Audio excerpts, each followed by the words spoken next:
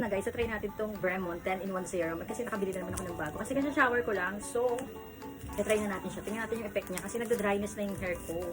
Ayan. So, ayan. Meron siya ganito.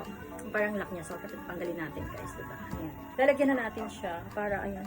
Ayan. Ayan ang aking hair lulu. Ayan. O, diba? Lalagyan natin siya.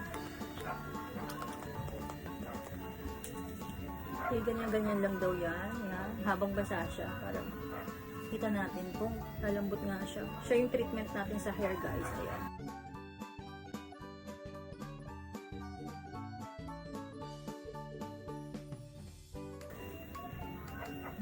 Mahaba kasi itong buhok ko guys. Ayun natin. Parang sa dako lang. Ayun na guys. Ay, malambot siya sa hair guys. Maganda yung ano.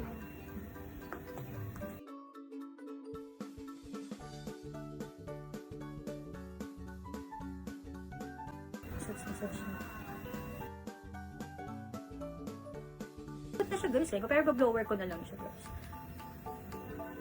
Susuklayin ko siya. Ayan siya guys. Oh, ayan. Nag-blower ako, diba? Ito yung ginamit ko. Ito yung nilagay ko kanina nung basa pa yung hair ko. Okay naman siya. Malambot siya sa hair. Ayan. Sundin nyo lang yung mga ano niya, step dito. Ayan. Try nyo na to guys. Bremon 10-in-1. Ayan. Malambot siya, malambot. Ayan. Nag-blower lang ako para ano siya.